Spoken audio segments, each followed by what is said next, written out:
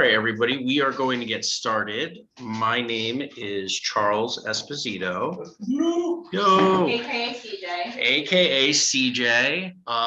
And I'm from JK Closing Attorneys. So if you haven't met me yet, that's who I am. Hi to everybody in the room. Hi to everybody at home, or wherever you are Zooming from.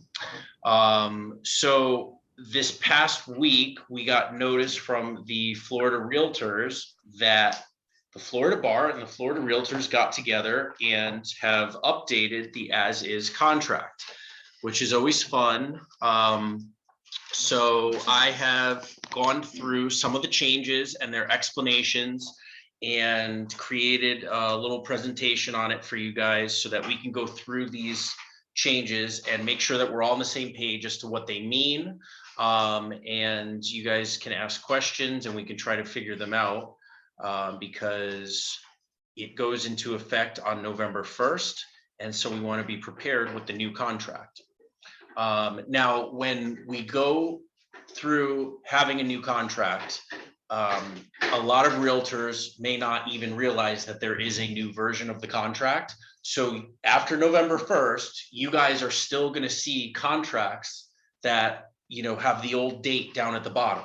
So you have to make a conscious decision as to whether or not you're going to tell the other realtor, we need to use the new contract, you're using the old contract. And I always suggest using the new contract, not the old contract, no matter what it is. I still see contracts from 2014. I saw one from 2009 because some realtor just had that program on their computer from way back when, and that's what she did all her contracts on, which is drastically different from the current contract.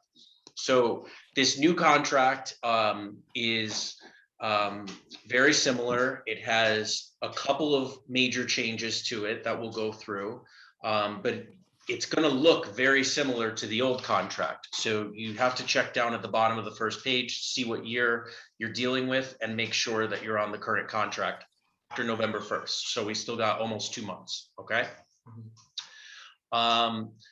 The Florida Realtors have put out a red line version of the contract, which has, like the name implies, red lines on it. It shows all the cross-offs that they have. It's kind of difficult to read because it has a lot of things crossed off. So they also have the just draft of the contract that does not have any markings on it. I've taken the draft of the contract and I've put some highlights on here and made some notes on it so that you guys can see for the presentation.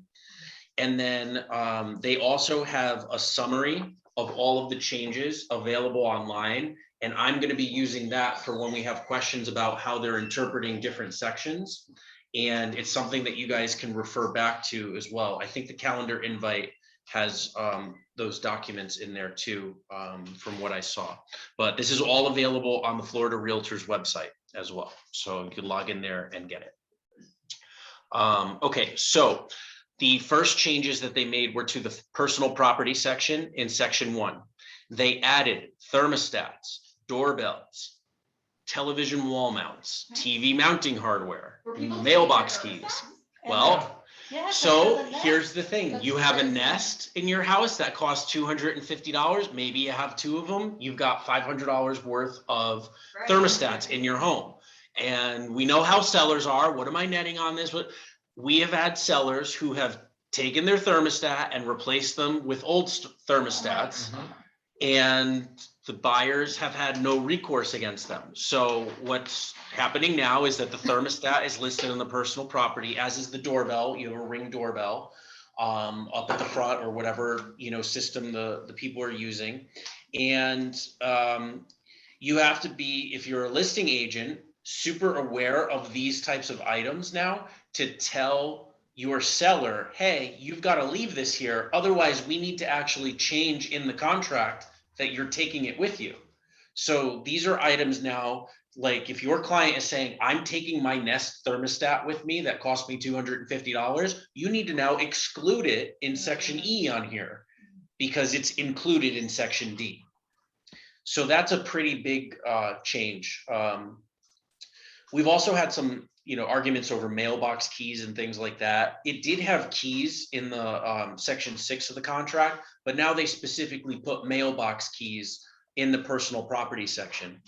Now, with the personal property section, if the seller doesn't have something, it doesn't mean that they have to give it to the buyer. So if they don't have, a doorbell, they don't have to go buy a doorbell, I've had people ask that before, so I just want to make that clear.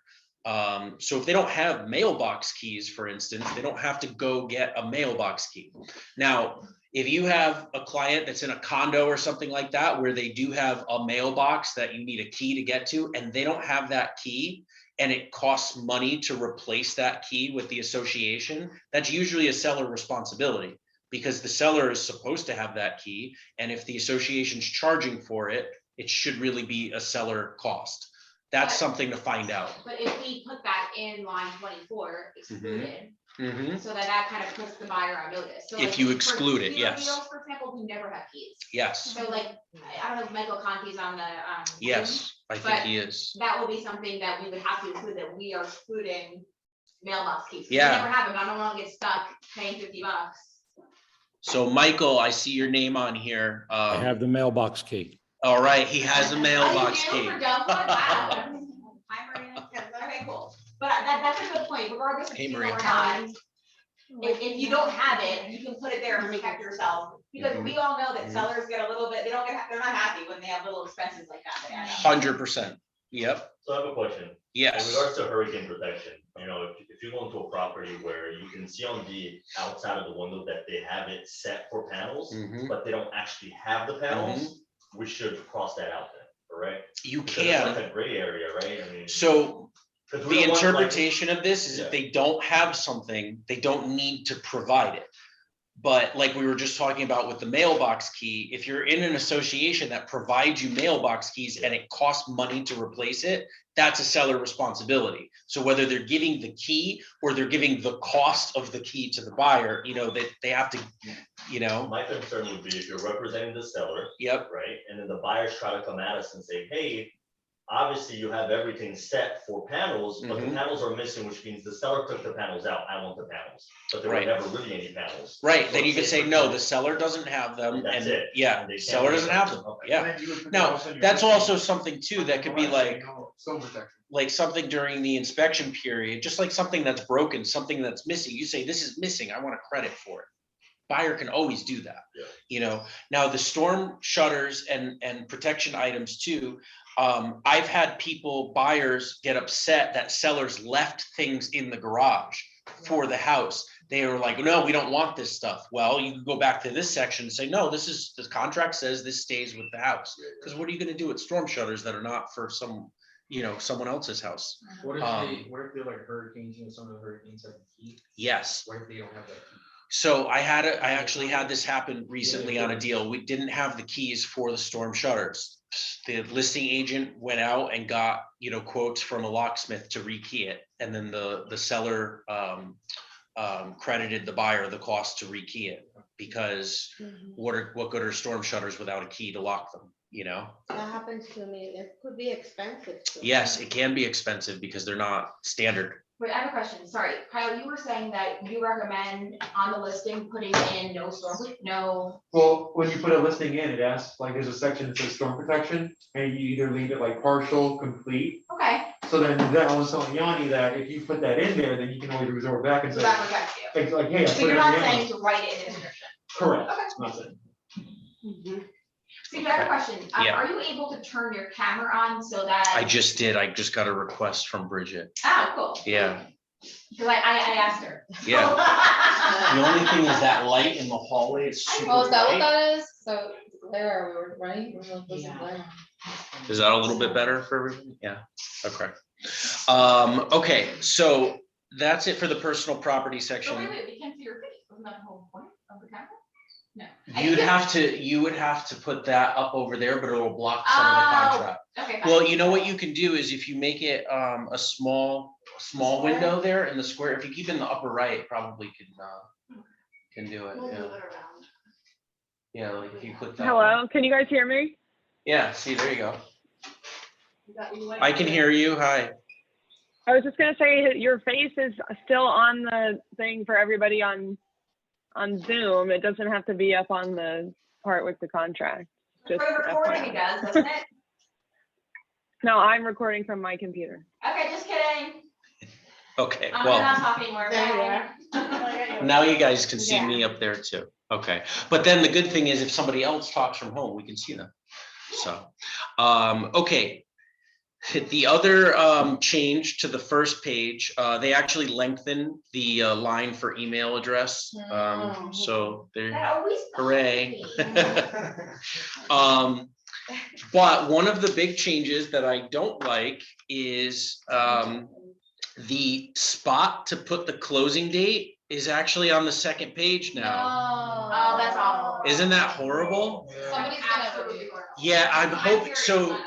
yeah, I said this earlier, but this is a draft. So I'm hoping that somebody realizes this before they finalize it and they, you know, smush something together to get that back on the first page. Cause can you imagine if all the, we had to flip to the second page for the closing date every time?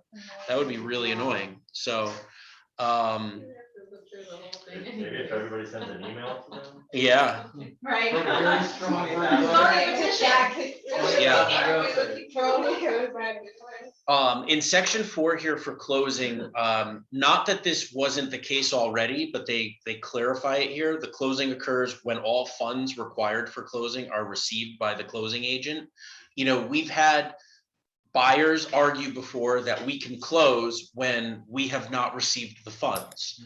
No, we cannot. We have, you know, there's a difference between a lender sending us the funds and then authorizing us to fund where we have a late closing, we call it a dry closing where no funds are actually transferred that day. You know, normally the lender sends us the funds earlier in the day, we get all the documents over to them, and then later in the day, they authorize us to actually fund the transaction. But that's totally different from we haven't received the funds yet. If we don't have the funds in our bank account, we're not closing because we don't know if the funds are going to get there or not. So that's very, very clear now in this section. The extension of the closing date in section 5. This is the TRID clause section, okay? CFPB federal guidelines. They reduced the number of days from 10 to 7, which if you guys know about this section, we generally are dealing with the closing disclosure, which says that the lender has to disclose the CD to the buyer at least 3 days prior to closing.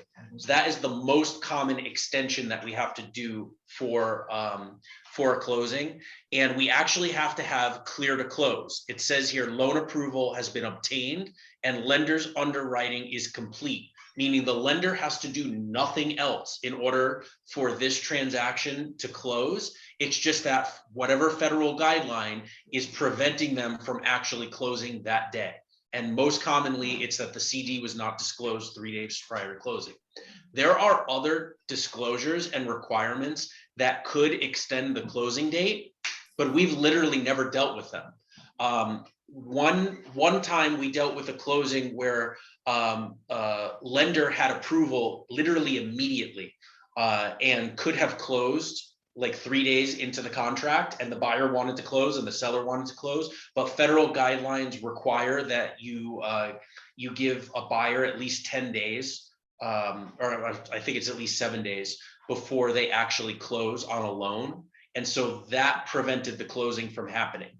But the closing date wasn't set, 3 days after the contract date or anything, so that this didn't actually come into play. But that's the only other type of disclosure that we've dealt with that would extend a closing date potentially. So it's mostly just applying to the CD.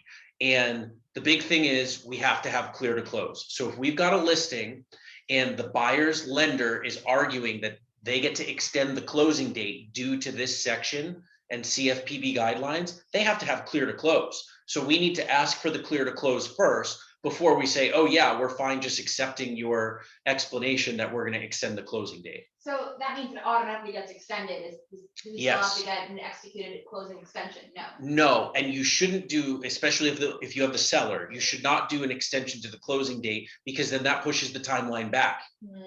So, but I think a lot of us, or if we represent a buyer, because I'm Mhm. expecting this to happen. Yes. Where we need another, because I actually have a deal right now where this is Mhm. happening.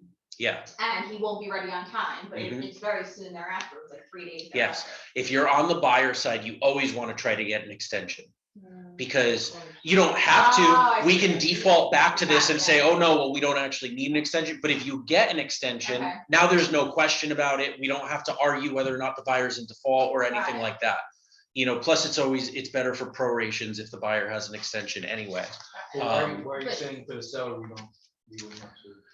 Well, for the seller, we would not want an extension because then if something else happens, some other disclosure that the lender messed up or something like that, you want to limit the amount of days past the closing date that you can go. So imagine they get another 7 days past the closing date, and I have no idea what all of the federal disclosures are. I just know that we've literally only dealt with the closing disclosure one. I'm sure that there are other ones that at some point will come into play. They just haven't really yet. And that could be like Congress could change a federal law so that some other disclosure comes into play more. I don't know. So now the other thing with this section that a lot of people don't know about, and this is really good to talk with your lenders about too, is that the buyer can actually waive the 3-day waiting period if they have a financial hardship, if it's going to cause a financial hardship. So for instance, if they need to move or they have all of their stuff packed and now they're going to have to stay in a hotel or something like that, that would cause them a financial hardship if they weren't able to close on today versus 3 days from now. And there's a provision in Regulation Z that allows them to actually waive the 3-day waiting period. And a lot of lenders don't bring that up, but it's very possible to do that. And some lenders won't allow it for no reason, other than to kind of protect themselves. Mhm. But it's right there in the law that there can be a waiver. So. Okay, the next change is within occupancy and possession. So in section 6, if we're operating by option A, it means that traditionally the seller is giving the property to the buyer with no tenants. If we check off option B, then that means that the buyer is going to be assuming tenants, okay? And if the seller is going to be occupying the property post-closing, then we're going to use rider U or an addendum for a post-closing occupancy agreement, okay? So it's a little bit different than these two sections. Okay, and then in section 6A, it also talks about when the buyer is going to pre-occupy. So they added this line in here that says if occupancy is to be delivered before closing, then the buyer is going to assume all of the risk of loss and that sort of thing. So they're just clarifying it. And then they added in there a reference to rider T, which is the pre-closing occupancy addendum. They didn't have that in there before. And then section 6B, they added in a reference to seasonal rentals and short-term vacation rentals because it wasn't clear as to whether or not sellers had to disclose this to buyers before if there were seasonal rentals there. And they created a new addendum for short-term vacation rentals too. And then at the end of the paragraph, they also say that tenant estoppel letters are not required for short-term and seasonal rentals. So if you have short-term and seasonal rentals in there, you do have to disclose that to the buyer and you do have to check off option 6B. And then there's a new rider for that as well, which we'll go over later. But you don't have to do estoppel letters. And then for everybody who's not really familiar with this section, if you have a tenant in the property and the buyer is going to be assuming it, standard D in the back of the contract deals with that. And it actually outlines your timelines for when you have to give the lease to the buyer, when you have to give the tenant estoppel to the buyer, and then what happens if the lease is not provided on time, and what happens if the tenant estoppel is not provided on time. So if you do have a listing on a property where the buyer is going to be assuming a tenant, or if you have the buyer side, you want to make sure that you're following the timelines that are in standard D. And so from the seller side, you want to make sure that you're not losing the buyer, because the buyer could potentially cancel the contract if you don't get them all the information. And now this is going to apply to short-term and seasonal rentals. So if you don't provide all of that information to the buyer, you don't want them to be able to cancel the contract over this. And then from the buyer side, you want to make sure that you get everything so that your buyer is fully informed as to what's going on with the tenant. Tenant estoppel letters, a lot of times people don't know how to prepare those. The seller doesn't have them. We have a blank form for tenant estoppels. So if you guys need us to provide that form to you, we can. I need one. I'm dealing with one right now, so Okay. I need a tenant stop letter Okay. for that. Yeah, we have a blank one we could send to you, and then you have the tenant fill it out and the landlord sign off on it. And for everybody that doesn't know what a tenant estoppel letter is, okay, there's a lease. And the lease says, the rent amount, when it ends, what the security deposit is and everything, but that's what the landlord is providing to you. What if they don't provide you an addendum to it that changed everything? We don't know that. What if they're telling you, oh yeah, we had a $4,500 security deposit on the lease, but I never collected that. If you're not talking to the tenant, you don't know whether or not the landlord's lying to you or not. So we have a tenant estoppel, which requires the tenant to actually fill out all of that information. And then if the tenant estoppel is different from the lease information, then we have to reconcile it and figure out, well, what went wrong here? Who's lying, basically? So the tenant who filled that out. Yes, the tenant has to fill out the tenant estoppel letter. If a seller doesn't have a lease, then they have to fill out an affidavit as to what the lease says in it. And all of this stuff, again, is back in standard D. It says that in the back of the contract. The assignability section, section 7, they added this line here that says if no box is checked, then buyer may not assign the contract. So it defaults to the contract not being assignable if none of the boxes are checked. Okay. Okay, section 8, financing. They made a lot of changes to the financing section, and it's already one of the most important sections of the contract. So 8A, this is the cash transaction. They shortened this, okay? It used to make references to what the buyer's lender and CFPB requirements not applying and everything. All they did was remove all of that language that was extra. It still operates the same way. If 8A is checked, there's no financing contingency. Doesn't mean that the buyer can't get financing. It just means that there's no contingency. So if you're submitting a cash offer, okay, the buyer could get the money from anywhere. He can borrow it from his uncle. He can borrow it from a bank. But if he doesn't close on time, there's no financing contingency that can get him out of there.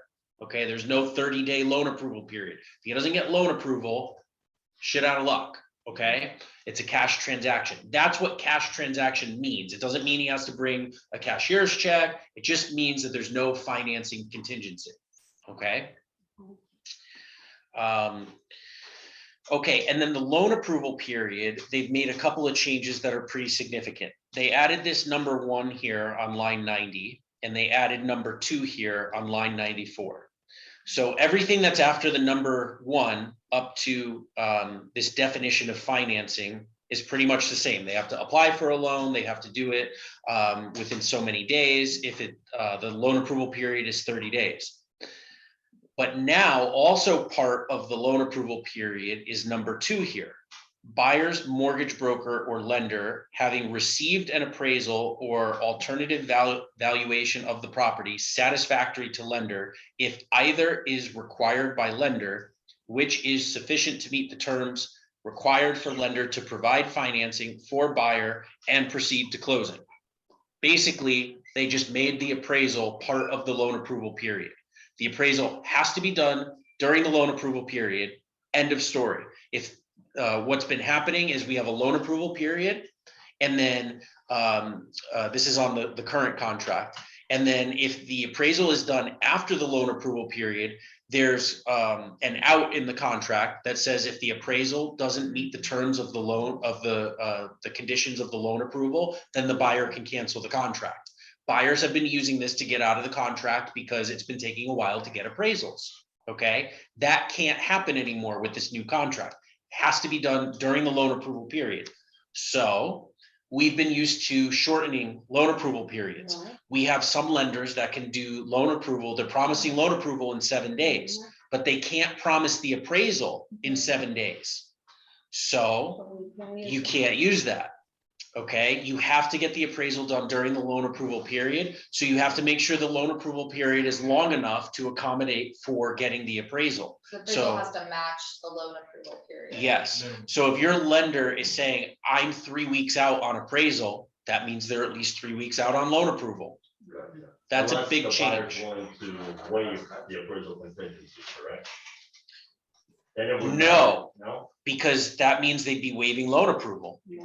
So, So they're together like. yes, it has to be done. So if the loan approval is contingent on appraisal. Yeah. Okay, and the lender doesn't have the appraisal, then the buyer would be going past their loan approval period Will be in due. and just pinning their hopes on the appraisal. If the appraisal comes in low, What if you That's have it, an they're appraisal default. writer? if you have an appraisal contingency, totally different. Okay, I just wanted to make sure that was, Okay. okay. Okay. I Yeah. just wanted the question also. However, you cannot get loan approval if you have an appraisal contingency and the appraisal comes in after the loan approval period. Got it. So you're still waiving your financing period, but then you'd have an appraisal contingency. Okay, The question is, what about with VA, with the VA addendum? VA addendum is gonna be the same thing. The VA loan and appraisal has to be done during the loan approval period. So the VA addendum doesn't change the loan approval period. It still states, 30 days if it's 30 days. It's just that there is an appraisal contingency built into there. So if the appraisal comes back low and they lose their loan approval because of it, they have an appraisal contingency. So that would be the same question as what Anna was just asking with the appraisal contingency. If you want to do a short loan approval period, okay, and an appraisal contingency, great. But here's the kicker. We're going to go through this in a second. The buyer will not be able to get loan approval per the terms of the contract if the appraisal is not done during the loan approval period. And that's going to become important a little bit later, okay? And I'll show you the other change that they made where that becomes super important. Yeah, there's a lot. This is gonna be Yeah, tougher this now. is a big, I'm like, big oh. change. Yeah, and it's an even bigger change because of the next section down lower that changed stuff. So basically you couldn't do like a 15-day loan commitment then? You could not do a 15-day loan approval if the loan is going to be based on So appraisal. now basically it's 30 days, minimum, because Well, that's even up if. to the we lender. just- unless the No, I know, the lender can say, like, right now I have a thing where like in 15 days, like the appraisal Yeah. has to be in, and that was, but now it has to, what I'm saying is, you gotta be close with the lender. I do think that appraisals are going to start going faster because there's more people getting into the appraisal market. But it's gonna play catch up. Yeah. So with VA addendum, they could still use appraisal as a reason to get out if appraisal comes back low after approval date? Yes, Tova, that the correct answer, or yes, is the answer to that question. They can back out if the appraisal is low, okay? Okay, now, the next part that they added on here, on line 101, that says unless rider V is attached. The current contract says loan approval, which requires buyer to sell other property, shall not be considered loan approval, and then it ended right there. Now they added in unless rider V is attached. Rider V is the sale of buyer's property contingency. So the buyer can get loan approval, and you can tell the seller, we have loan approval, okay, if their loan, if one of the conditions of the loan is the sale of their property, but only if you have that rider, okay? Which, putting a sale of buyer's property rider on the contract makes your offer less attractive because it says, well, we can't buy this house until we sell our house. So in this market, seller's market, That's a decision that needs to be thought about before submitting an offer. And you also need to talk to the lender to figure out whether or not that actually is something that is a condition of their loan approval, okay? That stuff is going to become really important in a couple of paragraphs too. So kind of hiding the reveal here. Sorry, I'm just going to go chronologically because it's makes the most sense to go through again, not chronologically, but just in order. Okay, so this section on line 106 adds in upon written request. This is the section that talks about what the buyer has to give to the seller. It used to not have to be written requests. So updates on loan approval, loan application, those things, it didn't have to be in writing before. Now it has to be in writing. So if the seller requests something in writing, the buyer may have to send it to the seller if it's listed here. What are the things that are listed here?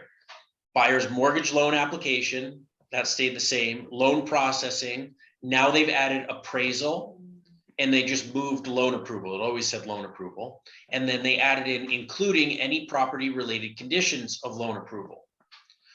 Okay, so two things that they added here, appraisal and property related conditions. Now, if the seller requests in writing an update on the appraisal, the buyer is required per the contract to give it to them. When is the appraisal going to be done? Property related conditions. Commonly with a condo, seller or the condo questionnaire that's sent over from the lender to the condo.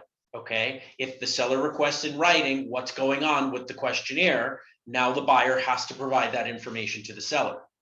Now, if you've been to any of my listing agent mistakes trainings, I always recommend not to ask the buyer about loan approval until after the loan approval period is over, because then that makes their deposit hard, okay? And then it also gives the buyer or the seller the option to cancel the contract.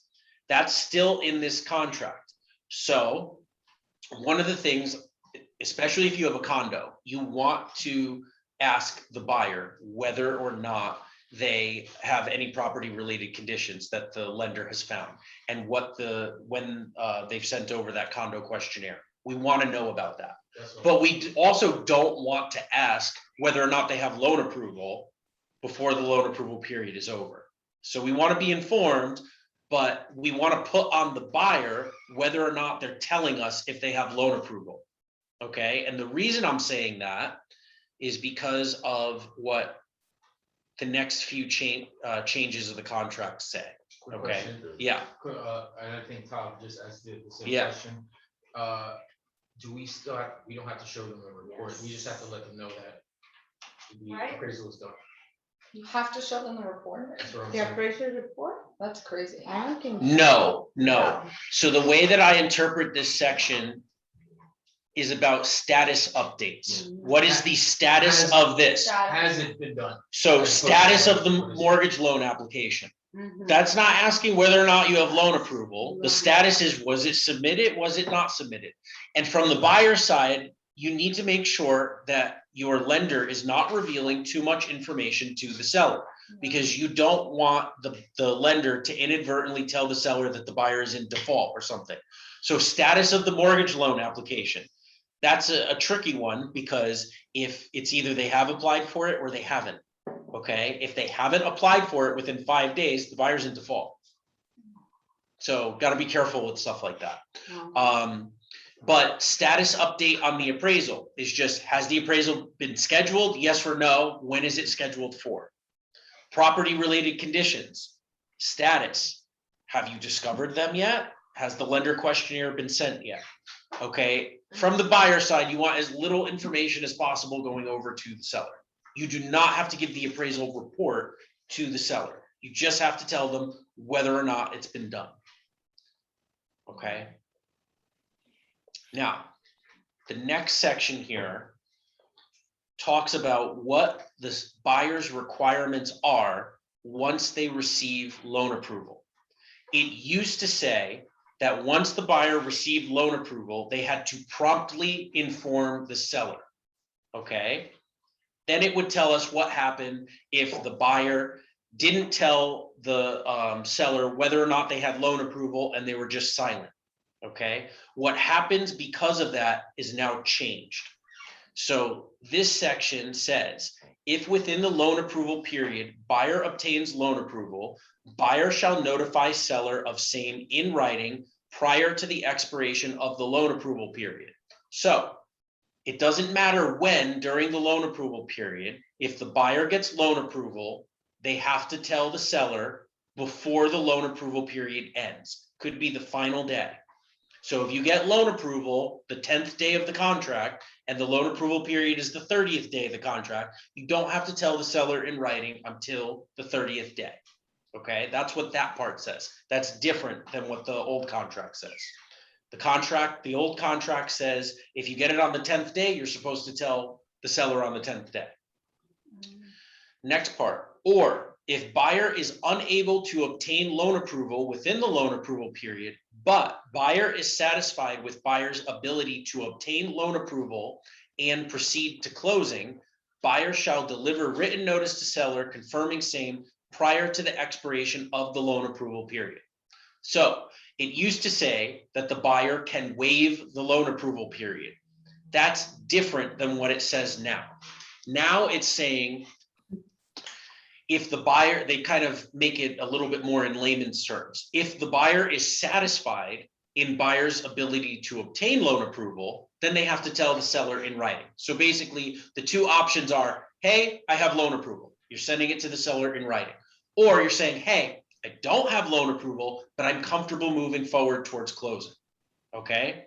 No more, I'm waiving the loan approval period, or I got denied, or I'm getting financing somewhere else. It's either I'm moving forward because I have loan approval, or I'm moving forward because I'm confident I'm going to get loan approval, or I'm canceling the contract, or I'm asking for an extension, whatever it is. So those are your options at the end of the loan approval period. Okay? That's a big change. Now, Can you yeah. go back up then? So in the financing part in B where it says normally the days for the loan approval. Where if it's left blank, Yeah, 30 days. it's still 30 days. It's still 30 days. Yep. So it's right up here. Okay. Oh yeah, you can see my mouse. Okay. It is the loan approval? Really? Yeah, it's still 30 days. And this is our That's right here. If blank, then responsibility. 30. If we represent, if we are the buyer. Oh, I'm sorry. That's the term. That's If the blank, term then of 30 up here. financing. Yeah. What is there? 30 days after the effective date. So what we still have to put this in writing, right, CJ? We have to be proactive. If we represent the buyer, then Yes. we're required to do any of those things that you just said. Yep. So under the old contract and the current contract, I've had buyers lose transactions before because they were silent as to whether or not they had loan approval, and they were fully approved.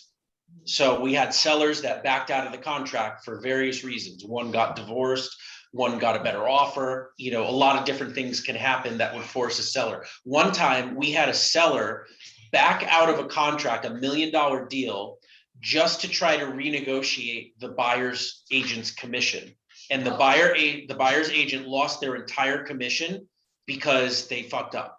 So all they did was not tell the seller whether or not the buyer got loan approval.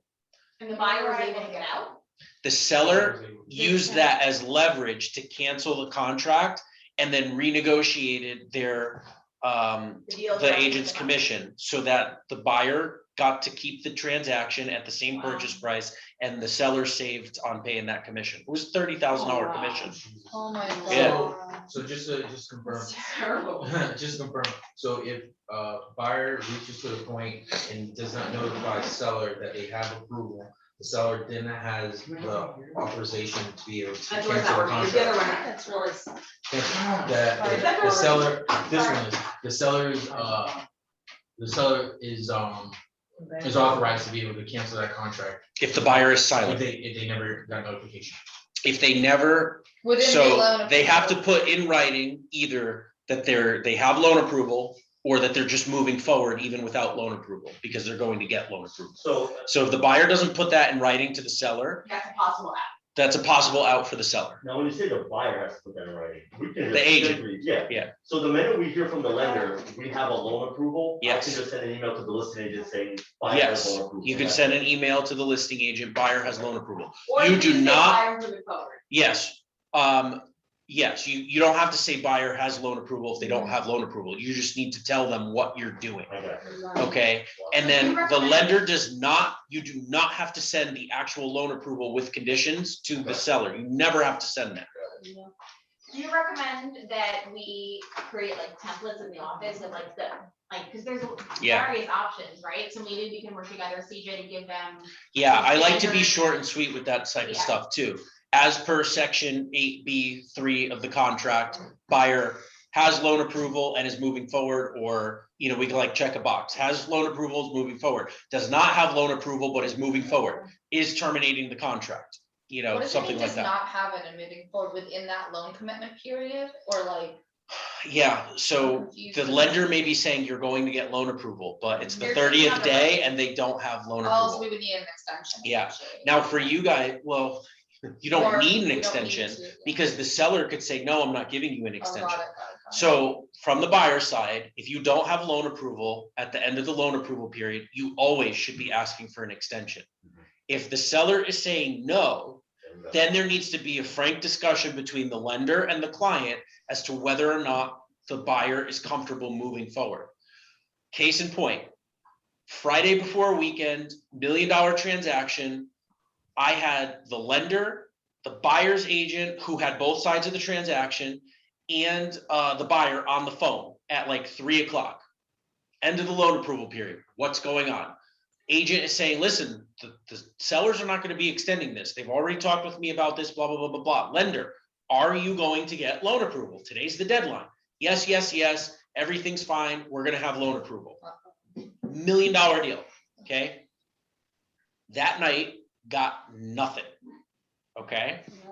So I didn't say anything. I'm like, okay, we had the call. We did what we were supposed to do. I had the agent put the conversation in an email to say, to memorialize that we had this conversation and everybody was comfortable moving forward because the lender said that they were going to get loan approval. Monday rolls around. We find out that the lender didn't give loan approval because this buyer is a foreigner and they didn't know that somehow, or they just didn't do the work that they were supposed to. And so, yeah, well, no, the lender had all the info. The lender just really screwed up and didn't do what they were supposed to do. So when the underwriter started looking at all this stuff, and they weren't on the same page with the loan originator or the mortgage broker, whoever was dealing with them, to say like, hey, what's the deal with this? The buyer couldn't actually apply for a loan in the amount that he wanted to apply for. It had to be like 60% instead of 80%, something like that. So luckily, the guy was rich and he was able to just come up with the difference in the amount, Right, but can you imagine if he wasn't able to, and we had that conversation on Friday, and then the lender was telling us, yes, yes, yes, we're gonna have loan approval, and then he didn't get loan approval? All the time. Happens all the time. We have lenders that give legal advice. We have lenders that promise the moon, to all of these buyers. It's important for you guys to make sure you've got some sort of CYA email. You were on the phone with the lender, you were on the phone with the buyer is making the decision to move forward past the loan approval period, and you are confirming that in email with them, and they're saying, yep, we're moving forward. Because if you don't do that, they're going to be pissed at you later on and say, why didn't you protect my deposit? Because that's what ends up happening with buyers. And it's their job. And to it's- make the checkers. Yeah, but it's your job to tell them like, hey, this is the loan approval period, it's ending. What are we doing? Let's get on the phone with the lender. Let's get on the phone with the attorney. Let's figure this out and then let them make the decision. But then, make sure we're writing down that they made that decision and they're confirming it with you, because if they're going to say later on when their $15,000 deposits on the line, like you made me do this and you made me do that. And we go back to the email and say, absolutely not. We talked, I put you in touch with the attorney. I put you in touch with the lender. You don't come back and say this was my responsibility. You made that decision. And I put you in touch with all the people I was supposed to put you in touch with. So at the end of the day, that's the buyer's decision as to whether or not they're moving forward. But you guys need to be aware of the timelines too. Yeah. You know, we're aware of the timelines, but we're not sitting in the office saying, oh, it's the loan approval period on Anastasia's deal. Let's figure out whether or not the buyer has loan. That's like, we're working on clearing title. We're working with the lender on numbers. We don't think about whether or not, you know, the buyer needs to move forward or not. That's got to be a conversation for you guys with the buyer and with the lender, and then get us involved when there's legal questions about it. And that's So what, I think, I asked Max to join, I think he's on the Zoom Mhm. portion, because as a transaction coordinator, this is the date that he needs to be very aware that something has to be communicated. We can't just not communicate. 'Cause Yes. before, we weren't really saying anything. yeah, and I'm gonna get to it, but there's a very big reason now why. So, I can't believe how many changes they made. Yeah. What the hell? yeah, this section in particular, Yeah. yeah. Well, there's just a lot of more, I guess agents that aren't aware, we can contact them. Yeah, and I'm spending a lot of time on, exactly. Oh, you didn't read Yeah. that? I'm spending a lot of time on this section too, because it's You important. hear what I just said, I but- just called you out. Yeah. You're right. This section is very, very important normally, but the change that I'm gonna go over right now is such a big change that people aren't, I don't think, gonna realize without having a training like this. Because it is, from a legal standpoint, it dramatically changes what happens with the contract based on the buyer's decision to disclose, to put something in writing or to stay silent, okay? Okay, so this section V here says if buyer fails to timely deliver any written notice provided for in paragraph 8B3 or 8B4 above, which is what we just went over. They put in writing that they have loan approval and they're moving forward, or they don't have loan approval, but they're moving forward, or we're terminating the contract. That's what that's referencing right there, okay? So if the buyer fails to do that, meaning the buyer is silent, then the buyer has to proceed forward with the contract. Here's the big change. As though paragraph 8A above has been checked. Does everybody remember what 8A is? No financing contingency. Cash No deal, no financing contingency. Why is that important? Can somebody wrinkle brain this for me? Because then they're gonna be a default and they'll lose their deposits. Yeah, it's Oh my automatic, god. so it automatically reverts to a cash purchase. Because Yes. So if you don't. Yeah, yes, you're all right. There's a bigger thing. There's a bigger thing because of that, though. It's a cash deal, but what does that imply? There are other protections in this contract if you have financing that you don't have if it's a cash deal. One is CFPB requirements. So that 3-day waiting period we were talking about, Oh my. out the God. window.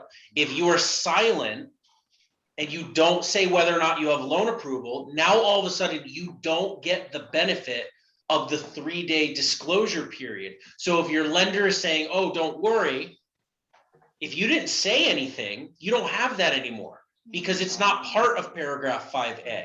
So that just Or means Max part needs to 8A. always say It's something. part of paragraph, Right. yeah. So it's You like have to that. always say something from the buyer's side. So if we have a loan approval period, I'm assuming you don't necessarily say something. we do always. Oh, you do? Okay. Yeah. So we're already in conflict. You have You to. let them know that the loan has been approved, Yeah, they're listening. So then it We basically always- just goes to a we cash always deal, they ask, have to but close, it's not or like, they lose the deposit, like A we're- true we're- cash deal. a true cash. We're deal. tiny It bit wasn't like this flexible, but we before. always ask. The loan approval and the, No, no, but Well, it's not- about not asking. communicating. No, it means the minute that the buyer gets loan approval, it's now your responsibility to send an email to the listing agent saying, hey, we have loan approval, we're moving forward. that we don't know, but like I Yeah, mean. that- Yeah, that's the big thing. With the Okay, lender- wait. This is what That's we the do. big What thing. we need to do moving forward Yeah, is yeah, we yeah. have to make sure when we use this version of it, well, this is starting in November. Yeah, no, so we But have still, some build time. that habit already. Yeah. But Yes. 1000%, Yeah, what this that's says why is these if we are- don't tell them This is why that we're moving I'm like, forward, that's, or we and don't I, tell them like, we're people are canceling, focusing on the we're parts that are losing, above no, it's no longer that we contingent just on went through, any like, kind of everyone was just saying, oh my God, so many changes. So we need to start. These are using two, loan like, approval from a legal standpoint. emails. Yeah. So, and title.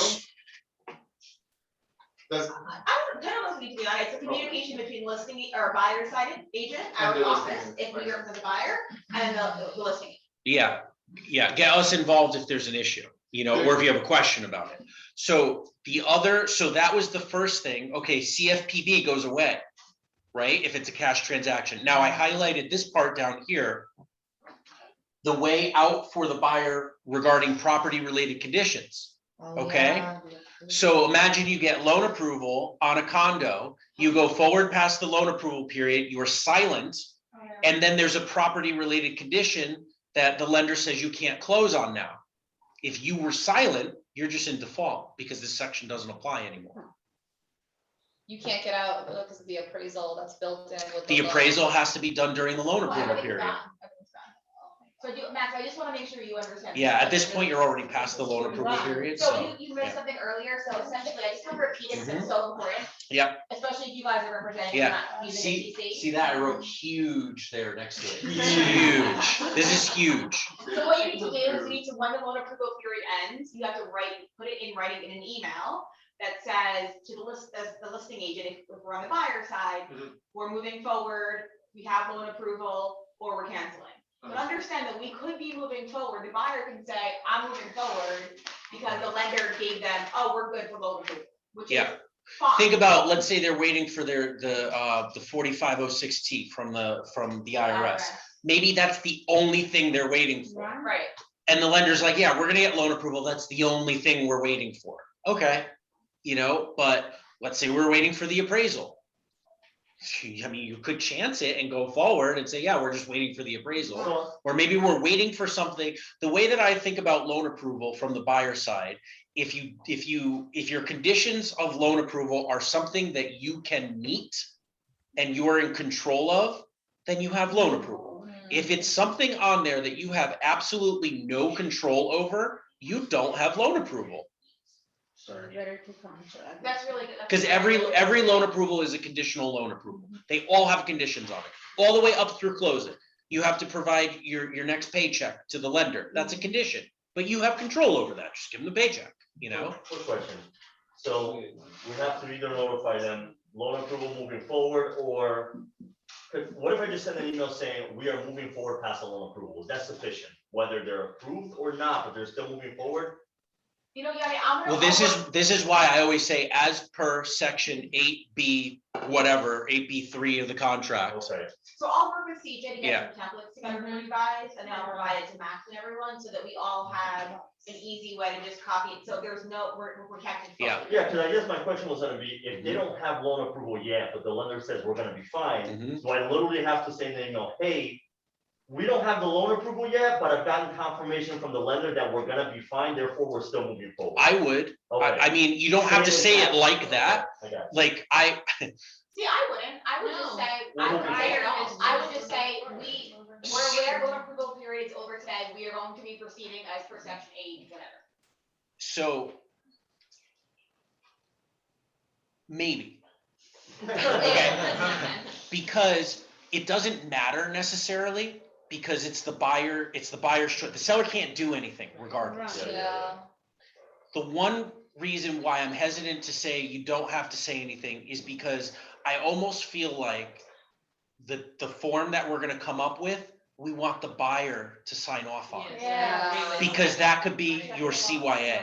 Oh, yeah, true. Because if you have the buyer initial that to send over to the seller, now all of a sudden you're free. Right. Yeah. You got them to acknowledge, we don't have loan approval, we're moving forward. Right. That's kind of what I was thinking about as I'm thinking, like, how are we gonna create this form? What should it And say? that form gets emailed to the Have you- listing agent yeah. with all parties. Yeah, have your buyer sign it, and then we send it over to the, now you've killed two birds with one stone Right, there. if we didn't do that, the buyer could come back to us and say, well, you didn't tell me Yes. that the loan approval, and I know this is Yeah. very positive. Yes, exactly. and now you won't have like, I mean, all you guys are good agents, but you won't have a rogue agent who just doesn't have the buyer sign off on it, like it has to be signed off on that form. So Max, if you're dealing with an agent, you know that form's got to be signed by the buyer too. You're not just gonna get something from the agent. Now, you guys are all really good agents. Jordana, you've probably dealt with some agents that don't do things the way that you want them to do it. I've dealt with agents who have forged signatures for sellers. I've dealt with all of that stuff, so like, this is your guys' license. This is your broker's license. You need to make sure that these things are are protected, so, So look, I have a question, Don't do that. sorry. so when something doesn't matter, like it doesn't matter per the contract, how you say it, you have to say something. I always wanna, sometimes err on the side of caution, but like earlier I said, you don't want your lender just to like send over the loan approval with the conditions on it. You don't want them to send over the appraisal report. Less is more there.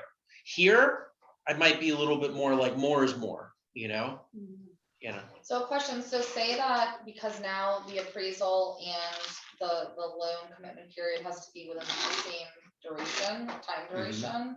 If you have that and an appraisal contingency on top of that, and it doesn't get appraised within the loan commitment period, the buyer can still back out, correct? Yes, if the appraisal comes in low, it still has nothing to do with the loan approval period, because they've gone past the loan approval period and it appraises low, so we're still operating by the terms of the appraisal contingency. You still have to, but yeah, you've got to get a contract with an appraisal contingency in Right, it, that's which what I'm in just- this market. I know, I Yeah. was just curious if that. Yeah. I just wanna confirm one last thing too. So if we don't send any written confirmation that we are moving forward or we're not, or what so, then the seller, you said, could also just choose to terminate the deal. And Yes, if they do so, the buyer still gets their deposit back. And the Yes. seller terminated. yes. Okay, it says right here, this is the same as the old contract.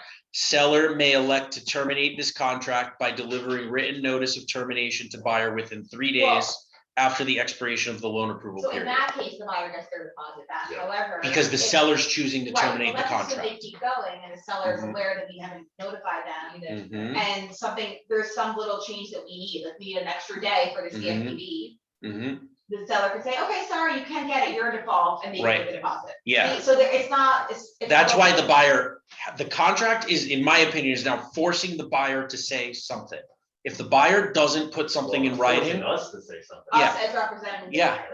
if you don't put something in writing, now it's a cash deal, and that has implications. And they specifically did this on purpose too. Their explanation talks about this.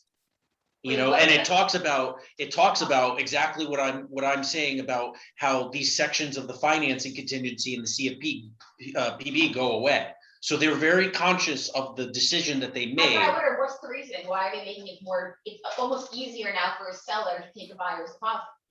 Yeah, it's literally what it And is. It's almost easier because it's for a agents to get bunch of- sued.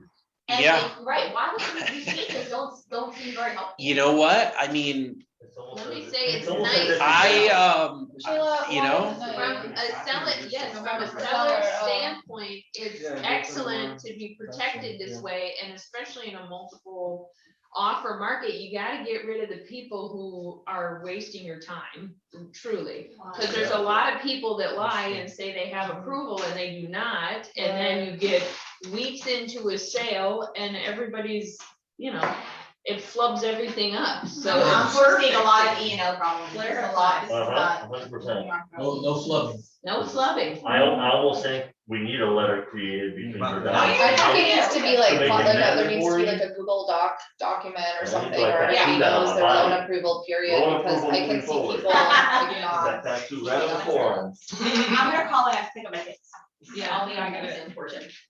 yeah, so they didn't actually state why they made that decision in there. Like some of the summary says this decision was made in the hopes that, the property related conditions, that sort of thing.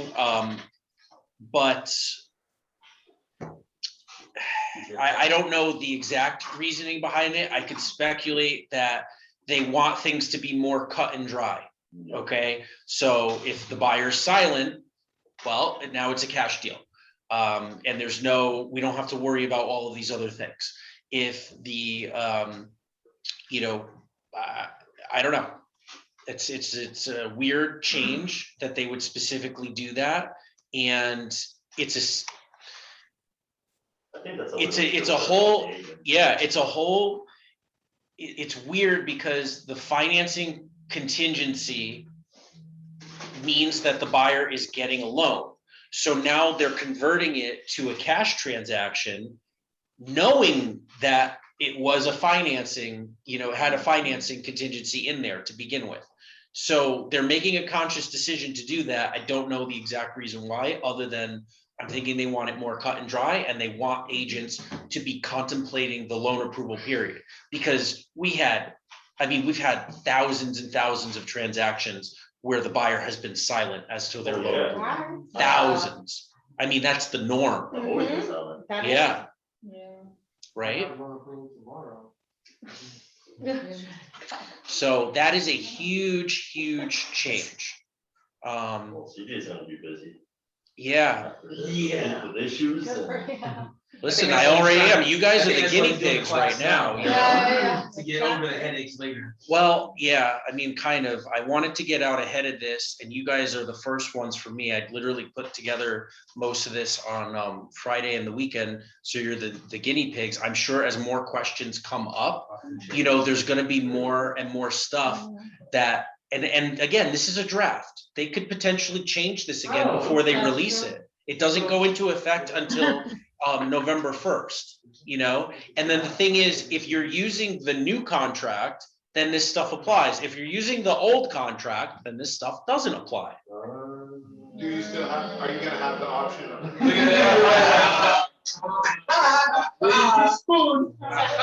It's the old contract, But nothing maybe more. they'll say, I want to give them. So you. Yeah. A lot of agents are not experienced or knowledgeable enough to know, so you Yeah. can continue using the old one unless CJ feels like you should just use the new one. I think we should use. For the buyers? I don't think that you should ever be using an old contract if they came out with a new contract. Yeah, I agree. Yeah. And as a listing So- agent, I will want. Right, you're gonna want the Right, new one. So are they really just kind of implementing more of like the crisp contract into the as is? Because before it was more, the as is was more for the buyer as opposed to the seller, so. Not really. We're going over this one a lot because it's a big thing, but they didn't make that many changes to the contract, you know? So continuing on from this, sure, I'll take more questions at the end too. They added in a reference to Rider D and Rider C here for assumption of the mortgage and purchase money note. This is important too, because a lot of people don't realize this. If you're doing seller financing, you don't check off 8B, you check off 8D. And then you do the seller financing rider and put all the terms in there, okay? They added a section here for seller costs at closing for FERPTA. That's just a clarification. It doesn't actually change anything. They clarified the Miami-Dade section and they specifically say that the buyer will designate the closing agent. It didn't say that before, but that's how it worked. Yep. In all counties? No, just if you check the box, just if you check the box off. So title is always negotiable. You know, we talked about counties that are up north, St. Lucie County, and even further, it's kind of back and forth. The seller can choose, the buyer can choose, it happens. But Miami and Broward are pretty much buyer chooses, and Palm Beach County is pretty much seller chooses. And just to clarify, you always said that the Miami-Dade one, it helps the buyer save some money. The Miami-Dade provision saves the buyer the title search and the municipal lien search. If you check off the second box, the seller is paying for the title search and the municipal lien search. So it says here in 9C2 that the seller's the buyer is responsible for the owner's policy and charges. Okay. And then in 9C3, it says that the seller shall not be obligated to pay more than $200 for abstract, continuation, or title search. Okay. And then up top in the section that outlines the buyer and seller's costs, it states here that the municipal lien search will be a seller cost under 9C1 or 9C3. So if you have 9C2 checked off, then the buyer is paying for the municipal lien search. So between the municipal lien search and the title search is about $500. I always estimate it. And so if you're checking off box 9C3, you're saving your buyer about $500 over 9C2. So essentially, because if a buyer were to ask me, why are you picking option 3 opposed to option 2? Just tell them because I'm gonna be able to save some money or is that- Yeah, say it's basically the same thing as 9C2, except we're shifting $500 in costs over to the seller for you. Or just tell them you're going Broward. Yeah. Yeah, I mean, if you are in Broward or Miami and they're the buyer, you could say, well, this is the provision for this section too. Yeah, and now if you're the seller, if you have the listing, and you're making the buyer pay for title, you want the second box checked, even if you're in Miami and Broward, because that's saving your seller $500. So that whole section is literally a swing of $500 either. way. Yeah, yep, pretty much. You know, and for instance, like the commercial contract, they don't have a Miami-Dade Broward provision. It's just option 1 or 2. So it's kind of a weird quirk of the as is.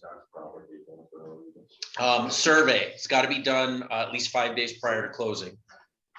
It used to be 15. yeah, it used to be longer. Or no, I'm sorry, it used to be by the title evidence deadline. Oh, You know, so sometimes the title evidence deadline was pretty early. Nobody really follows this, to be honest. Yeah, never. So I've never really lost a deal over this or anything. And our surveyor is pretty good. They get out there quickly if we need them to get out there. Question, what Yes, is the average cost of a survey? anywhere from $400 to $500 usually. Yeah, And a survey for single family homes, it's always done, correct? if it's a deal with financing. yeah, if Yeah. not, if it's cash, you have to order it. Yeah, if it's cash, you Yeah. need to tell us or the title company whether or not you want, yeah. And if it's a condo, you don't need a survey. And you Yeah. wanna tell them to do it, because they can see whether their property line is and everything. Yeah, yeah, it's a cost, especially on a cash deal. You know, buyers are always trying to cut costs on a cash deal, but they're gonna need their survey Right. for something in the future. So, and then that's the type of thing too, where if they ordered it with us and we did the closing and they don't have their survey, we can go back to our surveyor and we can ask them for it and we can get it, you know, pretty quickly. Or we might just have an extra in our file. They added special district to the section on special assessments. So again, section 9F has nothing to do with condo or homeowners associations. These are public body special assessments, okay? Yes, so there's an exception down here, starting on line 200, that says if it's a special benefit tax by a community development district, then it doesn't, this section doesn't apply. And now they've added a special district. Special taxing districts tend to be down in Miami. So not like churches or anything like that? No, that would not, it depends on the district, not the type of property. Not the zoning. Yeah, not the zoning. So in Miami, if you look at the trim notice for a property down there, you're gonna see whether or not there's a special taxing district. And there's also a rider that goes along with Miami properties that is for special taxing districts. And you can write on there what the district is and whether or not there are any taxes on there. How would we be able to obtain that information? Is that something you do? You gotta look at the trim notice. Yeah, pull it up on the Miami tax records. Yeah, you guys should be looking at tax records anyway to see if the clients have a PACE loan, which is another addendum that they just added. And to see what if there are special assessments and things like that too. Base was the first time home buyer program. No. When you find out like their AC or roof through a special program and they put Yeah. it to their taxes. Like Yeah. Y green or something like Yeah. that. Right, Y green, yeah, you know, those loans, that there's an addendum for that now. Okay, So- It's basically like making energy efficient. Oh, like if they get solar panel. Does it and show stuff? on IMAP if there's a base loan? I don't think so, right? it should show on their non-ad valorem taxes of their trim notice. Right. So it would show on there, would show PACE or Y green or whatever it is. Is it tax record? Yeah, yeah. Now it's Hey, possible that CJ, it hasn't doesn't it gone have to into be effect yet. disclosed? What's that? Oh, good, you can hear me. Doesn't, if a seller has a PACE loan, that has to be disclosed. It's not Yes, our, this- I mean, yes, we should check it, but as you guys, I want you guys to Yeah. know that the seller should tell us. even The if we don't seller have it. absolutely should be telling, yes, Yeah. the seller should be disclosing that. And there's a new form for disclosure for that now too. So now you guys are gonna have listings with sellers that don't tell you that they have Exactly, PACE yeah. loans. It happens, yeah, and then at closing, they're gonna say, I didn't know I was supposed to pay off the PACE loan, which it's a lien on their property, because when they get the PACE loan, the vendors are telling them, well, your buyer can assume this. Yeah, your buyer can assume this if they're buying with a cash deal and are agreeing to assume it, it's a title issue. You know, which a buyer's never agreeing to assume that. It has to be paid off at closing. So there's a disclosure now that actually goes through that. I'll show it to you guys. Well, without- And it specifically talks about that too. Without that disclosure, the seller can't come to us as agents and say, I want that money to be taken out of your commission because you didn't tell me that I was gonna have to pay that. Where you can go back to them and say, well, you never told me you had a PACE loan, right? It's your Yeah. responsibility. Yeah, I mean, I think from a listing perspective, you should be asking, ask that. and you should be looking at the tax records anyway. Right. But I don't think that they can go back to you and say, well, you didn't tell me this. They're the ones who put the loan on their property. Just to make It's the sure. type of thing where you guys are asking, do you have any mortgages on your property? Well, that's a mortgage, you know, Right. so But Yeah. would it appear anyway on the It title search? it comes up on the title search and it should show on their non-ad valorem taxes. But to your point too, it's very possible, like if they do it this year, it's not on their taxes for this year. You know, it's not gonna be on their taxes until next year, so we wouldn't be able to see it from the taxes. It'll only come up on title.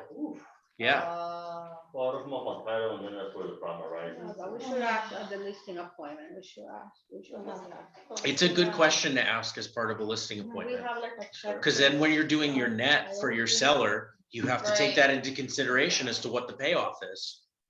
Just a quick question, might be, now that we're talking about that, Mhm. what are the top 3 things that like might worry you in a title as a buyer? That like, something that is not an easy fix. A judgment lien is probably one of the toughest ones. If the seller owes somebody money, and then that person doesn't want to release the property from them because they still owe them money. You know, so I mean, it's similar to a mortgage. Anything that the seller can't pay, realistically. I have on a big transaction recently, we had a right of refusal showed up on title, meaning that the sellers gave somebody else the right to purchase the property before somebody else. So the entire course of that transaction that we were all working on it, they were negotiating how much they were gonna pay that person to release the right of refusal. And it wasn't something that we could just decide to hold money in escrow and close over, because the people that held that right, they could have just come in at any point and said, no, we're gonna buy the property. So that was a huge thing. I mean, there's all random things that can come up on title. I mean, for the most part, if you're, you just want to make sure you get a title policy that doesn't have any exclusions to it. So, but those types of things that the seller can't pay, because then you're talking about short sale after that if the seller can't pay for it.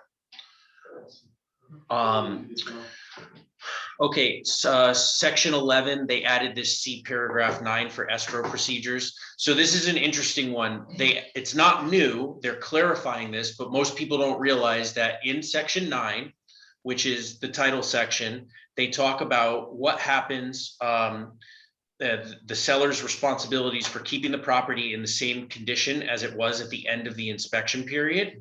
That's this section here. If prior to closing, seller is unable to meet the as-is requirement as required by paragraph 11, a sum equal to 125% of the estimated cost to meet the as-is requirement shall be escrowed. Basically, you go through your inspection period, everything is fine. Now you go to your walkthrough and you realize that a pipe burst and there's all water damage in the house. Okay, so then the buyer says, oh, I'm not closing. And the seller says, I'm not closing. And then you guys come to me and I say, well, the contract says, actually, we have to get an estimate for the cost of repairs. And then we have to put 125% of that estimate in escrow and we close. And everyone's like, whoa, I don't know if I want to do that or not. And then I say to them, you don't have a choice. This is what the contract says. That's why I'm very. So it rarely comes up, but if we have a problem that is big, I had a mold remediation issue that came up recently. I also had one where this was actually the same file where the sellers took the speakers that were built into the ceiling of their media room and then patched up the holes, and you could see this, like the circles where they were. And so we roped all of that and the mold remediation because the AC was leaking into the same thing, and we just held money in escrow. I don't think we held 125%. I think we all just came to an agreement as to how much money was going to be put in escrow to pay for all of this stuff. But the agent was very thankful to me that I kept the deal alive, because I kept saying to both of them, the contract doesn't let you guys cancel over this. It says here that this is what we're supposed to do. And so that actually was like a $900,000 deal too. So those are the types of things too, where sometimes the contract works for our benefit and we get to keep the deal alive, I'm always looking for it. That happens to me when I went to a walkthrough and the AC, the property was vacant for a while, leaks for weeks. Yeah. So that's what I always go to the walkthrough 1 hour before the closing. I don't care if they want to go the day before. I say, no, we go the same day, 1 hour, because we have to do that. We have to put it in escrow. We gotta contact the handyman or whatever. Oh, it was Whose money will be this from, sorry? The seller. the seller. Yeah. So quick question, because I'm always looking to turn around answers, how it is, right? So in a situation like that, where obviously we don't interpret the contracts, we just hope that they're gonna read the contract thoroughly, right? So if the buyer decided to come at the agent later and say, well, the agent never explained to me this section in the contract, well, we're not supposed to interpret the contract to begin with. So would you recommend, and this is something I always do, when I send an offer to a buyer, I always put in the body of the email stating, hey, here's the contract for your review and signature. Please let me know if you have any questions. And if you feel necessary to get the opinion of an attorney, or if you feel like you have any kind of legal questions, please speak to an attorney. Yeah. Should I always add that extra like I do, like, hey, if necessary, speak to an attorney? Yeah. I would say if you have any questions about, the contract, let me know. And if I can't answer them, I can refer you to an attorney too. And if you want me to just have the attorney, if you have any questions about the contract that you want to ask the attorney, let me know. Because something like that, they're not just going to say, what does this section mean? And you're not really going to, you're not going over the entire contract. When people ask me to review the contract, it's a form contract. I'm looking at all the stuff that's been changed. You guys know when I review it for you, but if a client has questions about how the contract works and they want to go in depth with it, like I can do that with them. But for the most part, how on earth are they even going to know that, So something else I want to, Yeah, sorry, go ahead. CJ, it's Jordana. I just wanted to say that CJ also can, if Yanni, if somebody writes back and says, I'm interested in hiring an attorney, CJ does buyer representation, right? Where I think it's a few $100s that you charge, right, CJ? Yep, buyer representation in Palm Beach County is $450. $450. So I'd want everyone to be aware of that, especially now that there are so many additional changes, that if a client says to you, yes, I'd like to have an attorney, do you know anybody good, then have them work with CJ that can kind of facilitate and make sure these questions go to him, not just us, but that he's also there to assist in the transaction. Yeah, and the thing is, like, we do escrow only files for you guys because we hold your escrow. We're not representing the buyer in that case. We're just acting as the escrow agent. So if you've got buyers that have chosen not to do buyer representation with us, and they're hammering away at you guys, obviously I always review contracts for you regardless of whether the buyer is having us do the buyer rep. But if those people they keep asking you, you really need to say, well, you know what, like, we're holding money with the law firm. Do you want the buyer? Do you want them to represent you too? Because you have a lot of legal questions that you're asking me that I can't answer for you, so we're there for that. And that's $450. Yeah, it's $450 if it's a commercial deal, we do buyer reps for $1,500. Okay, so It's a little bit different. Hey, I can get you buyer representation for $450. Yeah. And some people don't want to pay an extra $450 because the title company in Palm Beach County is going to charge them a settlement fee. We can try to reduce it, but realistically, there's nothing that we can do that's going to tell them to just get rid of their settlement fee. A lot of places won't do it. So But if the it is what it closing- is. If the closing is at JK and we represent the buyer and they pay title, you will provide the. Yeah, I mean, if we're doing title on it, yeah, you got full, access anyway. And then, but the reality is if the buyer, Not a bad- no, I mean, it's super cheap for legal representation, yeah. It's gonna be a couple $1,000. Yeah, well, we keep the cost low on that because we're not doing the signing, okay? And we're just checking over everything that the title company does. Obviously, if we need help with an addendum and we need to get on the phone with the buyer, yeah, we do that as part of it too. But for the most part, we're double checking everything that the title company is doing. And for Broward, how much is it? Well, Broward would be a title file. We have a $650 settlement fee for that. Yeah. Seller's rep. Seller rep is $595. And Broward. Yeah. Yeah. And then we have a $75 courier fee for that, but the courier fee can change depending on, are they signing out of state? Are they, are we actually sending a courier? There's a lot of different things. So we default to 75. So I know Jordan's listening. Should you suggest, I always kind of prep my buyers beforehand about the legal representation. I try to make it part of the contract. Is that a good practice? Yeah, so for a seller rep in Broward and Miami, that's a no-brainer because our fee is going to replace whatever the title company is charging because we're doing the doc prep, we're signing the client, we're doing all of that stuff. That's just a no-brainer. There's a lot of title companies that are charging sellers more than what we actually charge for legal representation. Buyer representation is a different animal because the title company is still doing the closing. There might be a lender involved that they have to communicate with. They certainly are going to charge a settlement fee. So it's a matter of whether or not that buyer wants to pay an extra $450, So, and buyer reps are a pain in the ass for us. They're usually, more work than they're worth it, but we keep our costs down for you guys to help assist in your transactions. That's kind of how we operate. Okay. Time. They changed this section a little bit too, probably for the better. So the first part they added was calendar days based on where the property is located. So they added this because people are signing contracts all over the world. So you can imagine if the seller is in Australia signing, it's tomorrow there, so they're going to go based on the date and the timestamp of where the property is located. So it's going to be Eastern time zone. Okay. Then at the end here, they added in or a day on which, so it used to say if the contract time period ended on a weekend or legal holiday, then the deadline would roll over to the following business day at 5 p.m. They changed what it's rolling over to now. They took out the word business day, okay? And they replaced it with a day on which a national legal public holiday is observed. They changed it to it shall extend to the next calendar day, which is not a Saturday, Sunday, or a day on which a national legal public holiday is observed. So instead of saying business day, they changed it to that. They also got rid of the 5 p.m. deadline. So there is no more 5 p.m. deadline. It's just the whole day. Yep. Good. Yep. So there's no more, that's the only time it would have a 5 p.m. deadline. Yeah. So there's no more 5 p.m. deadline. So we can all rejoice over that. The same thing without the 5 p.m. It's the same exact thing without the 5 p.m. deadline. Yeah. Okay, so if it's if you were saying it lands on a Saturday or Sunday, it goes to the following day.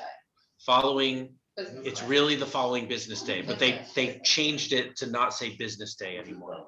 Yeah. Okay, so basically it has to be Monday through Friday and we have until midnight. Unless it's As long as it's not a holiday. It's the same. Yeah. It's exactly the same, but there's no 5 p.m. deadline. Yeah. They updated the statute section here. So I don't know what the statute, what they changed. They might have moved the holidays to be in section A on this statute. Sorry about that. So there's also next year going into next year, there's a new holiday, which is Juneteenth. Yeah.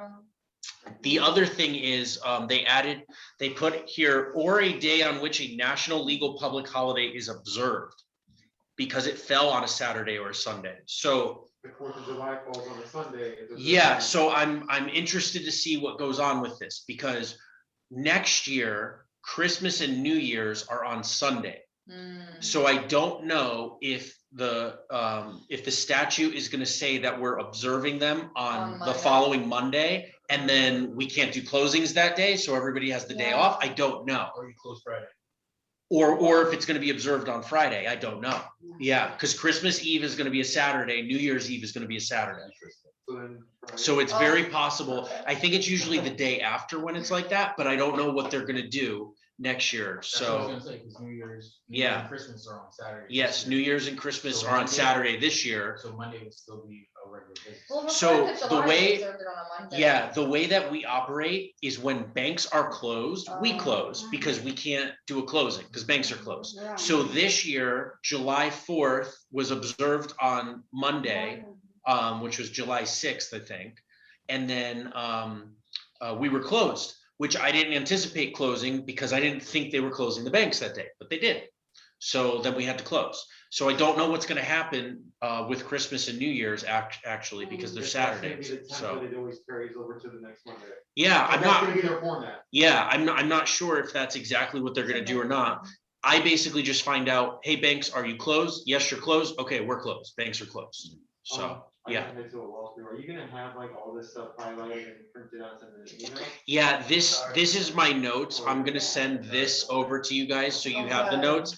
And then you already have on the Florida Realtors, it has the summary of all the changes. And it's really good. It's just that you can't see the summary inside the contract. And then the red line is like very hard to I read. like yours. Yeah, I like this word. Yeah, I tried to make it easy to read, and then I put my notes on it too. Right. Next section is force majeure, okay?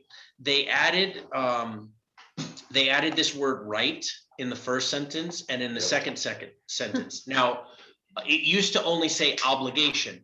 The difference between a right and an obligation. There's enough. Yeah, so an obligation is something that a buyer or a seller is obligated to do. They have to do it, okay? So for instance, making escrow within 3 days, that is an obligation of the buyer, okay? They've added now rights, which is interesting. So the right of the buyer is to conduct a walkthrough at least 20 or however many hours before closing, 24, right? Or within 24 hours or the day before or something like that. It says the day before, right? Day before or day of closing. Okay, now all of a sudden those rights are included in this section. So they have the right to an inspection, the buyer. What happens if their inspector gets COVID and they have to delay the inspection? Does the inspection period get delayed now because of the force majeure clause? Because they used reasonable diligent effort and they couldn't get a new inspector? I don't know. That's interesting. What happens if their appraisal cannot get done during the loan approval period because their appraiser got COVID? What happens if the seller gets COVID and no one can go to their house during the inspection period or the loan approval period? Now, all of a sudden, the force majeure comes into play because they added pandemics, epidemics, government shutdowns, governmental actions and mandates. So they made it very clear that all of these things are now force majeure events. So it's interesting. The way the force majeure works is that the deadline will be extended a reasonable time up to 7 days, says it on 449 here. After the force majeure event no longer prevents performance under this contract. Okay. However, if the event continues to prevent performance, it cannot be more than 30 days beyond the closing date. Okay. So they give you 7 days to extend the time period if it's affected. And during that course of that time period, I have the right to re-inspect. Because like, let's just say a hurricane happens on the day of my closing, nothing's wrong with the property, but I get an extra 7 days, I have the right to re-inspect the property, right? Yeah, to do your walkthrough. Yeah. Like, yeah, if there's a hurricane and the house is gone, like, what are you gonna do? I mean, that's what. Yeah, because that's, before. and it's to check. Now it's all those stuff. Right. Oh, yeah. Yeah, well, it has in here civil unrest. Okay. Imagine imagine a group is marching in the streets and your inspector cannot drive from Fort Lauderdale to Coconut Creek because there's civil unrest. and they can't get the inspection done. I mean, like, these are the types of things that could potentially happen. Oh my God. You know, how many protests have blocked highways Yeah. over the yeah. last couple of When I lived years? in California, they lined Yeah. the highway. Oh, yeah. We're lying there for 2 hours. I'm like, I Right. gotta get off this exit. Can you imagine if you have your inspection scheduled for like a 3 o'clock on a Friday or something like that, and people are blocking a highway? I mean, that's kind of possible now. I mean, Yeah, it's happened. Yeah. They literally closed Beverly Hills. Yeah. Like, I've seen this, it was mind boggling to look at Beverly Hills and it was just closed because people wanted to march. I was like. Oh, yeah. They've Outside been of doing the- this all Yeah. over, Outside of Louis yeah. Vuitton, Yeah, they and were- Gucci. And I was like, you guys picked a very chic place to close businesses, you know? Right, exactly. Here is the next huge change. Uh-oh. Huge, huge, People, it is huge.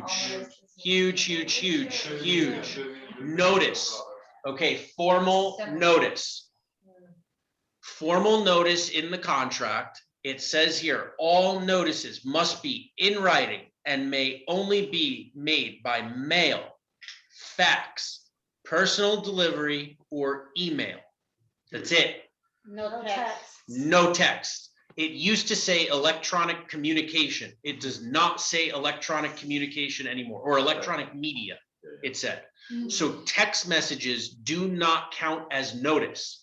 So what were we talking about? The other big thing, loan approval period. Yeah. Texting the listing agent, hey, my buyers have loan approval.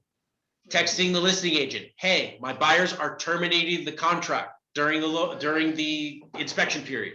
Doesn't count anymore. No. Text messages do not count anymore. Just don't even do them.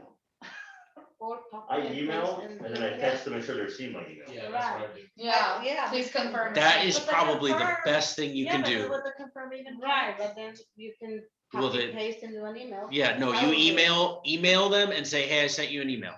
But you sent the email, they received the email. The contract says you can give notice by email. So sometimes they say, I didn't see. Yeah, that's what I did. did. Email. I've sent it 5 times. That is why on any time period, you need to confirm with somebody that they received it and they got it. And then now, thank God, there's no more 5 PM deadline. But from the buyer side, this is a buyer-friendly contract. It's all the buyer's contingencies. What is the buyer deciding to do? Are they deciding to move forward past the loan approval period? Are they deciding to cancel the contract? How are we putting that information down? Are we putting it in writing? Who are we sending it to? Super, super important. You know, we can't, there's no way to shift to the buyer or shift to the seller from the buyer that contingency. So we have agents that like to put together a release and cancellation of contract and an addendum, and they send it over to the seller and they say, pick one. You can't do that. You can never do that. You still can never do that. What? So if the seller does not pick one, that means that the buyer waived their contingency because they didn't make a move. The contract says that the buyer has to give the seller notice, whether it's the loan approval period, the inspection period, anything. The buyer has to give the seller notice, and now it has to be an email or personal delivery, which is never going to happen, and mail, which is never going to Just make happen. sure, because you mentioned, so during the inspection period, if the buyer decides to move forward, we should email like we're moving forward past inspection. We don't have to do that. No, you do not have to tell someone that you're moving forward past the inspection period. Just You the have loan. you have to put in writing if you're terminating the inspection period. Yeah, But the loan approval, you have to put in writing that you're moving forward past it now with the new So say contract. you're canceling the contract and you sent it snail mail, Yeah, would it count the stamp on the outside of yes, the? Yeah. Yeah. Interesting. yeah, that's actually called the Mailbox Rule that goes back centuries in English common law. And there's a whole, with contracts, they used to be mailed. And so there was a whole thing where if you stamped the offer, okay, and then you wanted to rescind the offer, you had to send the offer, you know, the cancellation, the withdrawal of the offer had to be stamped, and in some states it had to be received first. It had to be received before the acceptance got, you know, contract law was a mess for years and years because of mail. And now email and electronic communication has severely helped, but no texting. That is the big rule. So anything that you think is important, do not just text it, email it. Yep. Okay, they added in 2 new addendums, seasonal vacation rentals and pace disclosure. I also highlighted these reserved ones here for mold and inspection. They are for the standard contract, but I know people are going to ask about them because on the Florida Realtors website, it has those as addendums that they updated. There's already a mold section in the as-is contract, and there's already an inspection period in the as-is contract. So those addendums don't actually apply to this contract. Okay.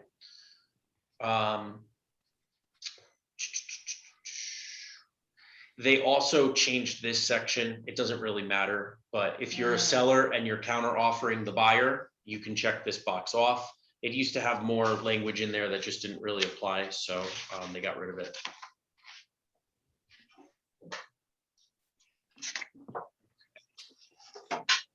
These are the addendums.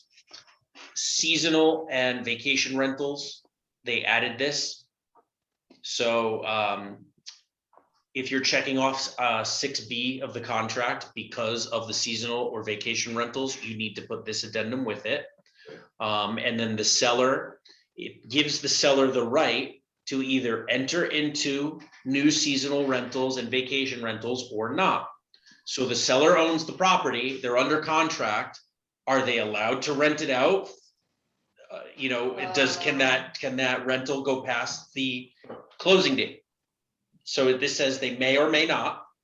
If they may do that, can they do it only with buyer's approval or without buyer's approval? So from the buyer side, if you're allowing the seller to do that, you would probably want to have approval. Because there are going to be buyers that do want the seller to continue renting the property out so that they can benefit from the person living there and collecting the rent.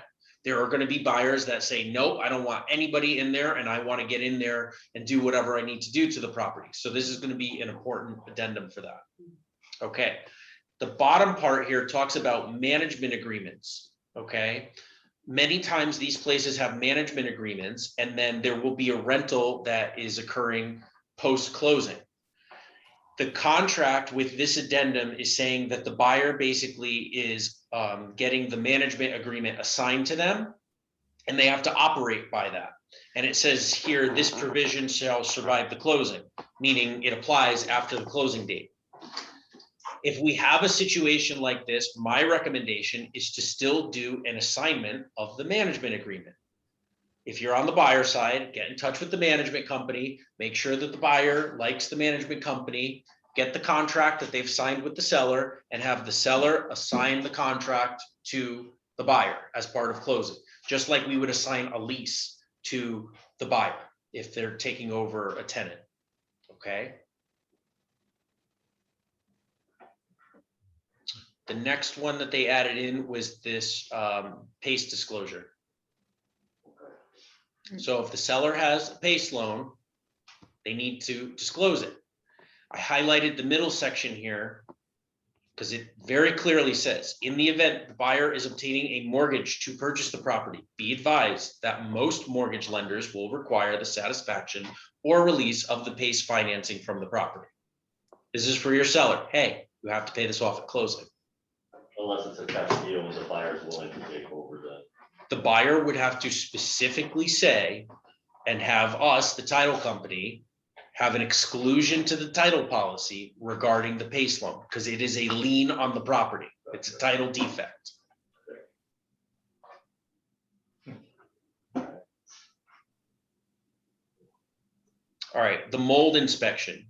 Like I said, it doesn't actually apply to this contract. However, you could always use it if you want. There is an inspection period. If you think there's a mold issue, get it done during the inspection period. If it's not going to be able to be done during the inspection period, get an extension to the inspection period. I was just gonna ask, so if I were to include this mold inspection addendum, would that extend my inspection period? Yes. Or it just. I'm sorry. No, you shouldn't. Would No. it just extend this part of it? Yeah, you shouldn't use this addendum for this contract. You should not use it. You should just extend your inspection period. My point in putting this here is it's one of the addendums they've updated, and everyone's going to get confused and think that this is an addendum for the as-is contract. It's not. Okay, because I was just gonna say, because there's times where they've done an inspection, mold was present, and they wanted to do a mold inspection. So Mhm. sometimes that elongates the actual inspection period, because then we have to schedule. Yes, if you're going to do a mold inspection, you have to extend the inspection period to do that. You know, it's possible, like our permit language, where we could say if we can not extend the entire inspection period, we could just make it pertaining to mold. You know, we could say something like the buyer and seller agree that the buyer is going to do a mold inspection if mold is present and found after the inspection period, then seller shall remediate, and if they choose not to remediate, then the buyer can terminate the contract and get their deposit back. That would be the way to extend just the inspection period as to mold without everything else. Okay.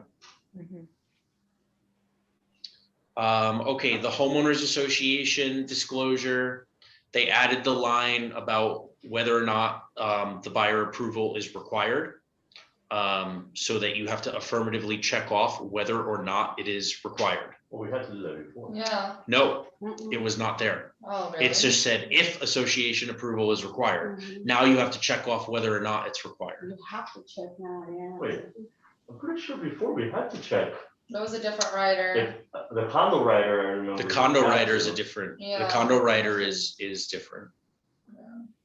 Can you just clear up this one part, payment and fees? Do we Mhm. put the actual, Mhm. the association fee plus the If there's special application? assessments and everything.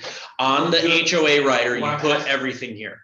Everything. You put everything here on the HOA Even writer. the capital The- contribution, I put it Yeah. in. Yeah, the condo writer is different. Yeah. The HOA writer, you put everything in this section, whether it's a regular assessment, rec lease, any sort of capital contribution, all of that stuff. And it says it here too, application, initial contribution, membership, or other fees, including special assessments, put them all on here. Yeah, that, I was doing that, but I was Yep. realizing not. This is the HOA writer, different from the condo writer, okay? They cleaned up this language here a little bit in terms of the levied assessments. So the important part here is the box, it stays the same. You know, if the seller is checked, they're responsible for paying all the assessments due before closing. And then if the buyer is checked, then the seller pays the assessments due prior to closing and the buyer pays the ones due after, okay? They added this section in Part C that says seller shall pay prior to or at closing all fines imposed against the seller or the property by the association with it, which exist as of the closing date, and any fees the association charges to provide information about the property, assessments and fees, okay, such as estoppel fees, docs, anything that the seller is required to give to the buyer. Now, this doesn't really change anything. The estoppel would say on there that the seller is responsible for paying fines and things like that anyway. So they've just added this here to clarify. Again, this rider is different from the condo rider. HOA and condo different. Why? HOAs and condos are different. And so they're different riders. They're two different documents. Yeah. Two different statutes that govern, one statute that governs HOAs, one statute that governs condos. So they have different requirements. The FHA VA rider has been updated. It really hasn't changed much. They just cleaned up this language. The parts that are important that they added on this blank and the blank on the second page, they added dollar amounts. It used to be blank. So now it's a maximum of $100 for the seller and a maximum of $250 for the seller. However, the blank on section 2 is still blank and it doesn't say anything. I always recommend putting 0 in for all of this stuff because there's no reason for the seller to pay for something for the buyer. It just doesn't make any sense. The FHA financing and the VA financing have appraisal contingencies here too. The FHA, you can put a dollar amount in for the appraisal. Okay, so for instance, if you have a purchase price of 500,000 and the buyer is going to pay 10,000 above, you could put 490 here, no problem. Appraisal contingency. Okay, you don't always have to put the purchase price there, and you don't always have to come up with language saying that the buyer is going to pay 10,000 above. If you could just write it there. I got you. The VA doesn't have a dollar amount for the appraisal. It's just, it either appraises or it doesn't. And if it doesn't appraise, then the buyer can back out or they can, move forward or renegotiate. One more time on a clarification on the amount.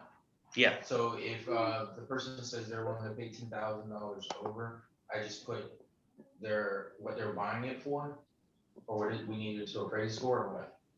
You always put here the dollar amount where if it appraised below the dollar amount, the buyer would be able to back out, or if it appraised above the dollar amount, the purchase price wouldn't change. On the contract. Yeah. So if the purchase price is 500,000 and we don't think it's going to appraise out, the buyer's saying, well, I can pay 10,000 more than the appraised value. So put 490 here. Okay. If the seller is going to agree to reduce the purchase price based on the appraisal, that's totally different. We come up with different language for that. However, the FHA addendum still controls on all of that stuff. This section just keeps you from having to do an additional addendum stating Yes. you're gonna pay, but also notify the listing agent that there's, a lot of agents out there. Yeah, they just won't even read it. They're cool.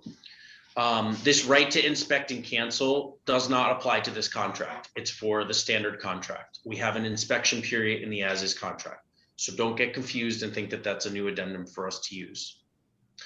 The pre-closing occupancy and the post-closing occupancy rider, they updated these slightly. Both of them used to say that they had to execute a written lease. Now they have changed written lease to pre-closing occupancy agreement and post-closing occupancy agreement, so that nobody gets confused to think whether or not they are executing a lease. So now, instead of them actually writing up the lease and putting money down, they just put this and we're good? Yeah, so these addendums, I don't necessarily like because they make the whole contract contingent upon executing another agreement. If we know that the parties are agreeing to a pre-closing occupancy agreement or a post-closing occupancy agreement, I would much rather put the terms of that in the additional terms or an addendum and just say buyer and seller agree to execute a post-closing occupancy agreement. The rent is going to be X amount, the escrow is going to be X amount, the seller's going to stay there for X amount of days, and the parties agree to execute a post-closing occupancy agreement prior to closing. Then that gives me time to draft it. Or if we can't even get to that point, you can send it over to me and we could create it before you're even under contract and have everybody agree to it. Okay. So bypass this and just go ahead with it. Yeah, I don't like those addendums Okay. because you don't want the buyer to lose the deal because the seller says, well, I don't agree to this post occupancy agreement that we've drafted. That addendum makes it contingent. We don't like that. Sale of buyer's property contingency is pretty much the same. They clarify if the buyer fails to timely deliver said written notice to the seller, this contingency shall have no further force or effect. So the biggest thing with the sale of buyer's property is if the buyer hasn't sold their property by whatever the deadline is on here, then they need to extend this deadline. Otherwise, they risk losing their deposit. That's the biggest thing with this addendum, and that remains the same. So they either extend or say we're gonna cancel. They either extend or say they're going to cancel. That's it. It's all about communication. Yeah. And the whole point on this too is the buyer is selling their property. They have no control over whether their buyer can close. So if they find out that that needs to get extended, that affects their purchase. If you don't change the date that's on here and extend it when you're extending a closing date, now you're waiving this rider. Now they don't have a contingency anymore. It's just like the inspection period. You're either extending it or you're losing it. So you're either extending this contingency or you're losing it. You have 3 days from the date there to cancel the contract. Backup contract is pretty much the same, except they got rid of the 5 p.m. So it seems like they're making a conscious effort to get rid of all timelines, times on contracts and dates and stuff. Maria must have said something. So Like, what is this about? This is a good thing. I know. I never used a backup contract, then before that. You need to use that anytime we're. Yeah. Yeah, if you're submitting a backup For contract. backup. Did you do that? I've been doing a lot of backup lately. I mean, I sent a backup offer, which was, disclosed between me and the listing agent, and it worked. We were the backup and we got it afterwards, but we never had it. You should, you need to, because if you have a backup offer that's signed between the seller and the buyer, then this addendum changes the effective date on that contract. Otherwise, if that allows the seller to actually execute your contract, right? Otherwise, if the seller executed that offer, then they would be under contract. And then also, if you left it unexecuted, you would need to make sure that your time for acceptance is blank so that they could just accept it whenever. And then it would be weird with the effective dates because you have a buyer that signed, let's say September, September, whatever today is, 13th. And then let's say it doesn't go under contract until October 1st. You got one signature on there from September 13th and another signature on there on October 1st. Things can get messed up because of that, So this just clarifies everything. As having a backup addendum, does that force the seller to come to you first before even looking at any other deals or any other contracts? Yep. So, Well, no. So what I'm asking backup. is, if it was a backup, right? Yeah. And then it came back onto the market, and an agent didn't reach out to me or. No, whatever. it's not a right of first refusal. It is not. So the seller does not need to go to a buyer to tell them that the other contract is out. They can just terminate the backup offer. So they have to give notice that they've terminated the other offer. They don't have to though. Okay, so there's just one thing I want to get clarification on. So when we were talking about the loan commitment period and the appraisal, those become one. Those have to be done within the same date. Right? So even if I have an appraisal contingency. So my question is, if the loan commitment period runs out, but I still have an appraisal contingency that's still effective, and then it doesn't appraise, can we still back out because of that appraisal contingency, even though we're past the loan commitment? So this is the question about the appraisal contingency again. If the Yeah, appraisal just contingency, like you said, I remember you said the loan if it- commitment and appraisal has to be Yes. together now, same time frame. yeah, so here's the thing. If you have an appraisal contingency, okay, and the appraisal is gonna be done after the loan approval period, that means you cannot get loan approval during the loan approval period. So now you as the buyer's agent need to say in writing, we're moving past the loan approval period. Okay. That maintains all of your CFPB, all of that stuff we said we would lose if you were silent, but you don't have loan approval because you're waiting for the appraisal.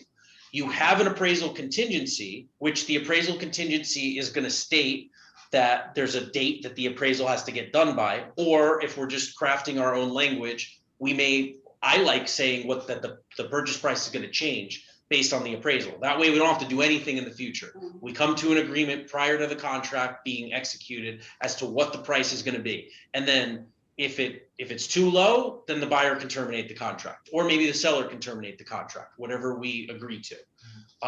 So the appraisal contingency still does the exact same thing, but now you have to worry about whether or not you have loan approval, Well, yeah, because you have to state affirmatively whether or not, you're moving forward.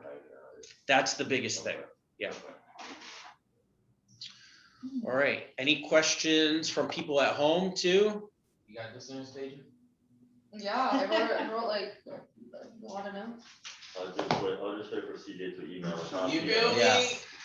Be like, Anybody that wants a super quick refresher on it, I'm going to do another one on Thursday that is just open for everybody. The link is in our Facebook group. It will not be as long as this one. I was being nice for you guys, but no. If you have any questions about any of this stuff, just reach out to Thank me. you so much for your time. Yeah, and don't forget, it doesn't go into effect until November 1st. So all of this stuff is not applying to the contracts that you're gonna execute over the next month and a You half. can still Okay, text Maria? for the next 2 months. You can still Just text. like, hold on, Yeah. wait, this is what I'm- Yeah. I'm not worried about Alright. 5 o'clock. Bye, everybody. Thank you.